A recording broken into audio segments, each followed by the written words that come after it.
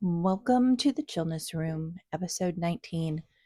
This is Kyra Schaefer, and I have probably gone through the biggest chemically induced or hormonally induced despair over the last 4 days. And it has to do with being in perimenopause and in the kind of late stages of perimenopause, I believe. I could be wrong. And what happens in the body is so crucial for mental health and wellness. And it's so hard. It's so hard to not think it's you. It is. It's so hard not to think it's you. It's so hard to go, I cannot believe that I don't have the wherewithal to get my feet under me to feel better or feel different. And so I can do all of the right things. I can eat well, I can do it all properly. But it the decline in estrogen and the roller coaster of it is what causes such discomfort. And what's fascinating is that in the midst of it, it's really hard to tell the difference between you and the chemical or the hormone. So I'm saying this to you because this also somewhat happens with men too at certain points in their life. But primarily we're looking at women. And so I'm going to explain to you, if for some reason, out of the blue, something like this happens to you, and you've done everything right. You've eaten the right foods, you have exercised, you've taken a walk, you have gotten some fresh air, you have someone in your life who wants to cheer you up and cheer you on and is encouraging and loving. And by all external things, it seems that mostly things are going right for you. But suddenly the hot flashes are intense. Sleep is rare. You're needing maybe some naps. There's some serious anxiety or palpitations or just lots of stuff happening all at once internally, or just really serious depression. And it just sweeps through your life for several days. Mine happened about a day or two after my cycle completed. So now I'm getting my arms around when this could happen. Now, it doesn't mean it doesn't happen periodically during the month either. But this was probably the biggest dip that I have ever felt with this process. And gratefully, I do not have anyone else pulling on me to be different, to show up in a different way, to act differently, any of those things at all. And that is a tremendous gift.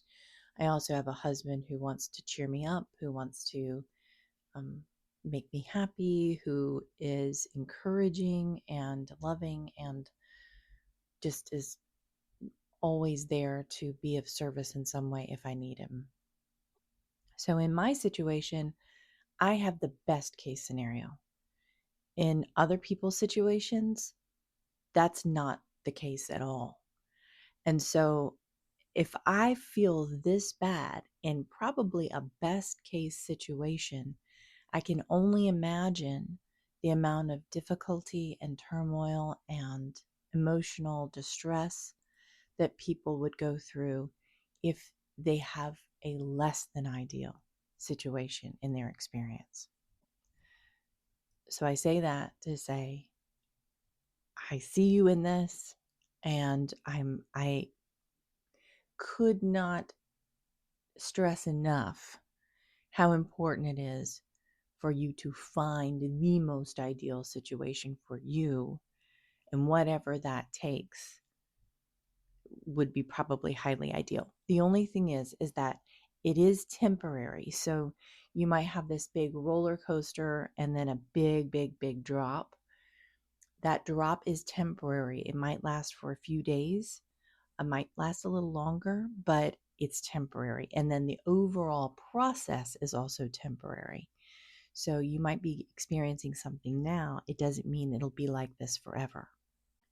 And what I mean by that is that once the estrogen goes to that low point and all of the serotonin and dopamine and all the other brain chemicals that are affected by menopause go to that lower state and stay there for longer, then the brain and everything else normalizes typically, right? I want to caveat that. So essentially, what's going to happen is everything will regulate, everything will normalize, and you will begin to function normally at those lower hormonal levels. The thing that hurts us or causes so much difficulty or pain or discomfort is the roller coaster. So once all of that becomes lower, all of the noise gets a little bit more, it gets less, it becomes less. Or so I am told. And so I'm looking forward to that. But I will say perimenopause is when it's the most roller coaster. Then it starts to normalize during the menopause stage where your cycle has stopped, and then it gets even more normalized after it's all the way completed. And that's that. So from now on, there's a few things that I'm going to do differently when I experience these things. This is why the Chillness Room exists, just so you know, is that I was experiencing a lot of these ups and downs. And I thought to myself, well, maybe there's other people that are experiencing this too. I've seen a lot out there on social media now where it just says there's a lot of information out there. And I think a good majority of it is pretty accurate, at least what I've been seeing. And, especially with the symptoms and that kind of thing. But there's very little what seems to be hope. It's just like, I'm miserable. This is terrible. I don't like anything. Everything sucks, whatever. And so when when we only see that and we don't see any solutions, or we see the solutions, um, but maybe they're not the right ones for you, or maybe you don't have $300 to $500 a month to pay for, you know, supplementation or, hormone replacement or any of that kind of stuff. It can feel overwhelming and kind of daunting that we have to kind of suffer through this whole process. And people say, well, my mom never went through this, my grandmother never went through this. And that could be true, but we have a very different hormonal makeup now. Evolution in and of itself has changed so much. What we eat, the types of chemicals in our foods, the hormones that have been in our foods, you know, for for a lot longer than when our parents or grandparents, were eating. Um, it's a very different thing nowadays. And so I'm not saying don't eat whatever you want to eat. It's not that. This is long-term effects of things. Also, they did go through it. They did experience these types of things. Not all of them, because everybody has a little bit of a different chemical makeup. But, when you think about, like, I just think about the last few years, the term Karens. Well, how old were the Karens that we're talking about? They were likely in perimenopause or in menopause. And there is a deep connection between that depression, that anxiety, and rage that come up. And it comes up out of absolutely nowhere. And it can be really scary too. Also, we've seen a lot of the estrangement stuff with kids and their parents, whatever. And sometimes that is during that time, where parents had a lot of rage, and some of that came out towards their kids. Some of that came out, and so it's not because anybody's right or wrong or done anything right or wrong or whatever. It's just that we've now come to a point in our development and in our therapeutic practice and in helping people to see one another in new ways and to see ourselves and understand the symptoms that happen when in the past people would just get put into, mental hospitals. It was the hysterical woman, but really it was just a chemical imbalance. And I think we're learning more and more from that perspective, which is incredibly helpful. It's wonderful that we're learning these things. And it's okay that we can look back, oh, well, my mother, no, she just did a great job of hiding it. Oh, no, well, my grandmother, well, think about, when you, maybe you talk to your parents or whatever, and how the corporal punishment worked out when they were kids and when grandma had enough. And it was kind of a scary thing, or great grandma, right? Because now we're all getting a little bit older.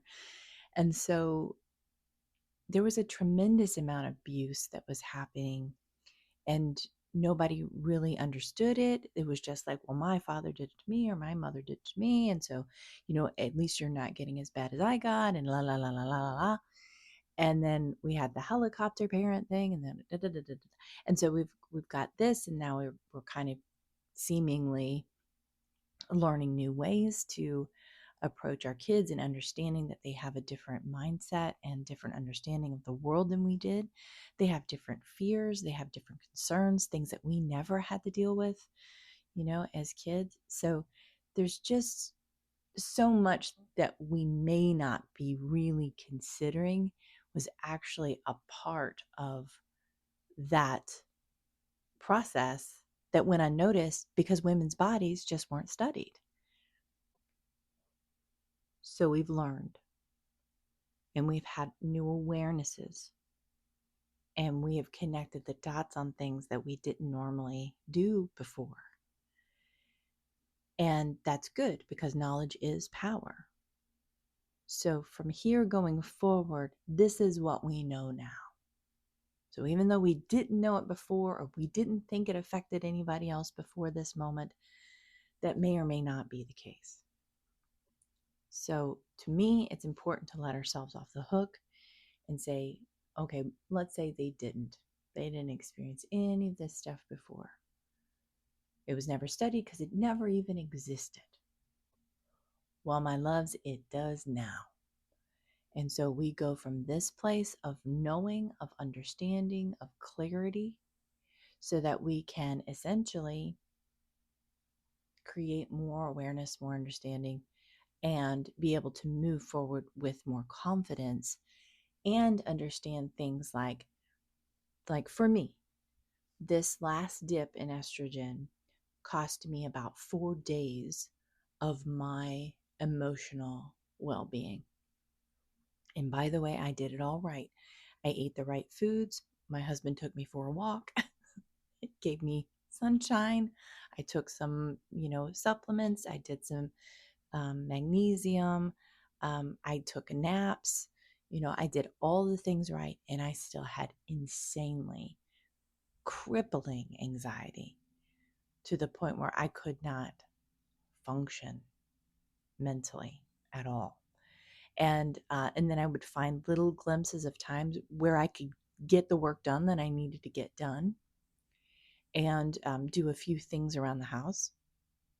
And that felt a little bit better, but it was a drudge. Like I really had to pull myself up by my bootstraps and get it done. I know this was long.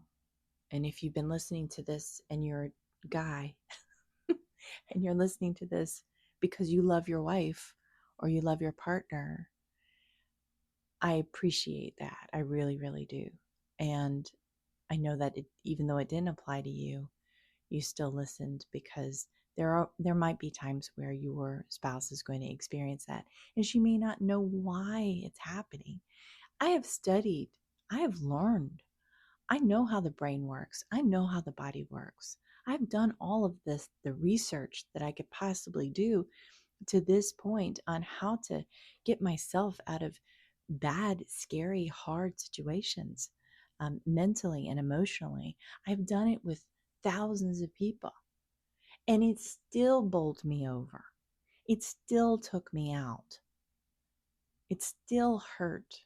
It still made me scared and afraid and feeling lost and alone in the best possible situation that a person could be in going through it. So that is to say, whoever is listening to this, it'll end. You're going to be all right. Everything is going to come together for you. I absolutely promise that.